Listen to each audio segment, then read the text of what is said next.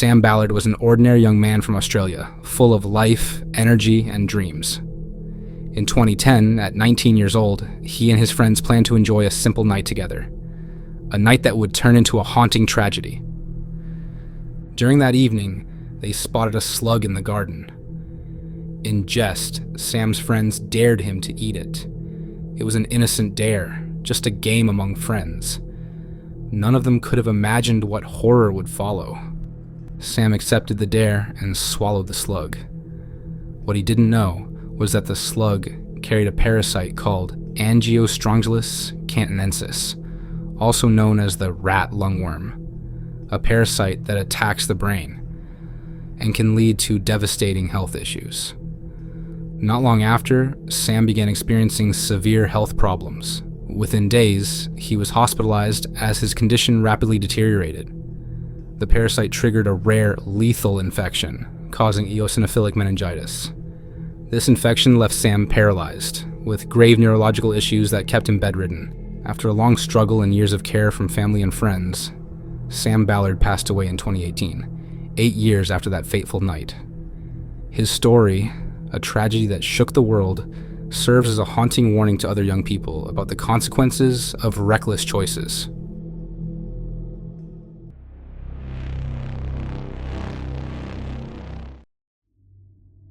Melora Rivera, an actress and content creator from Los Angeles, faced one of the most terrifying nights of her life when a seemingly ordinary day spiraled into a fight for survival.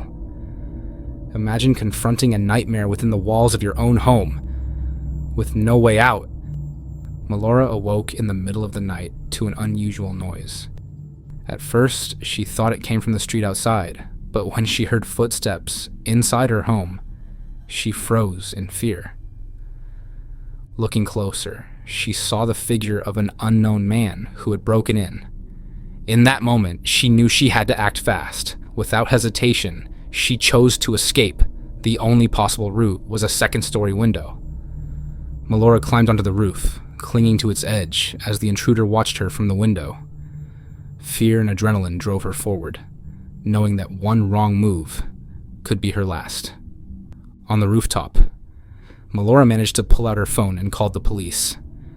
She was now vulnerable not only to the predator watching her, but to the sheer height she clung to, waiting desperately for help. Finally, the police arrived.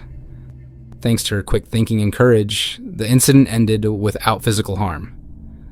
The intruder was detained, and Melora was safe.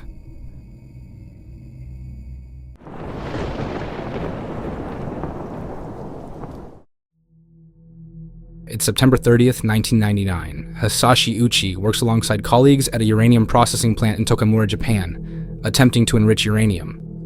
Inexperience with this task led to a fatal mistake. Uchi and his coworkers, lacking sufficient training, poured too much uranium into a tank. In that instant, a criticality accident occurred. A surge of uncontrolled radiation filled the room. Hisashi Uchi suffered massive exposure, hit with more than 17 sieverts of radiation. A dose far beyond lethal. The radiation ravaged his DNA, causing his body to fail almost immediately. Despite his injuries and agony, doctors fought to keep him alive, with experimental methods. Uchi's body endured unbearable pain, unable to regenerate. He endured 83 days of unimaginable suffering. This incident sent shockwaves worldwide, leading to stricter safety measures in nuclear facilities. The story of Hisashi Uchi serves as a chilling warning about the devastating potential of mishandled nuclear power.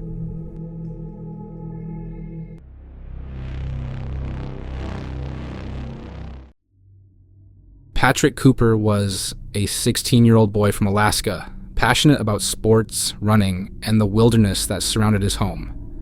One summer day, he decided to take part in an annual race in Anchorage, drawing enthusiasts from across the area.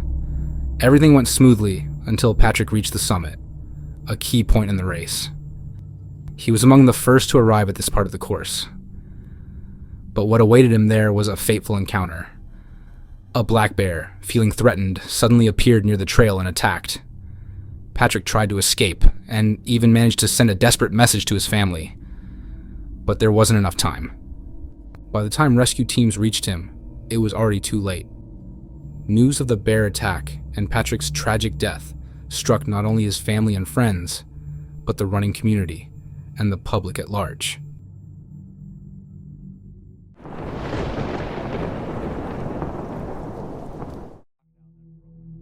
Along the border between Tanzania and Burundi lies the Ruzizi River, known for its beautiful yet treacherous waters. But it's not just the river that inspires dread, it's the creature within, a crocodile named Gustaf. Gustaf isn't just any crocodile. At over 6 meters long and weighing more than a ton, he is one of the largest crocs in the world. This monstrous predator is not only known for his size, but for the fear he instills. The locals have learned to be wary. Gustaf is rumored to be responsible for hundreds of human deaths. For the people here, the river is both a source of life and a place of constant vigilance. Many experts have tried to capture Gustaf, setting up enormous traps and tracking his every move. But Gustaf is more than just powerful. He's incredibly cunning, escaping every attempt to capture him. Covered in countless scars, marks of bullets and attacks he's survived, Gustaf has become almost supernatural in the eyes of the locals, as if he possesses immortality. They say Gustaf isn't just an animal, but a demon who always returns. Whatever Gustaf may be, supernatural or simply a colossal crocodile, his story is a reminder of how fierce and untamable nature can be. Somewhere in the depths of the Ruzizi, Gustaf still swims, invisible yet ever present. Would you like to be mentioned in the next video? Did you also manage to capture something scary? Or have you found a creepy video that deserves to be featured in one of our future videos? Don't hesitate and send the videos or links to our Instagram DMs. I won't keep you waiting any longer. Let's jump straight into the next video.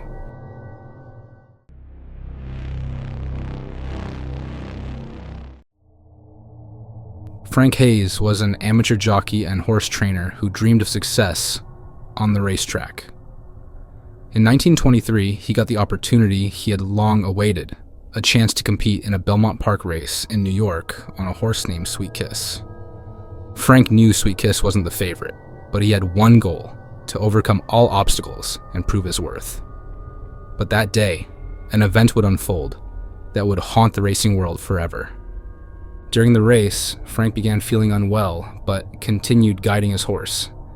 Despite his struggles, he persevered, and Sweet Kiss picked up speed. To everyone's surprise, they crossed the finish line in the lead. Yet, as Sweet Kiss completed the race, spectators noticed something unsettling. Frank Hayes wasn't moving. It quickly became clear that he had passed away mid-race, likely from a heart attack, possibly even before the victory. Frank Hayes became the only jockey in history to win a race posthumously. Sweet Kiss earned the chilling nickname, the Sweet Kiss of Death, marking this race as one of the eeriest moments in racing history.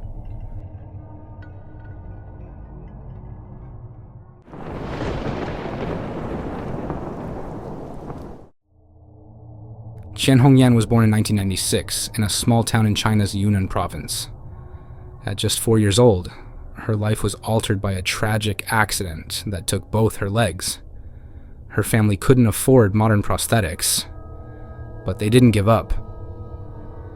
With the help of local doctors and her family, a makeshift solution was created.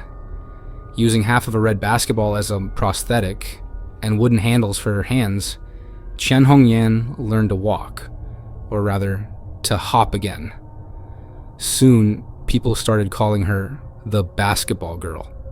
Yet Qian was determined to overcome her fate. Thanks to charitable support, she eventually received modern prosthetics and took up a sport that brought her joy and hope: swimming. With relentless dedication, she trained and soon achieved remarkable results.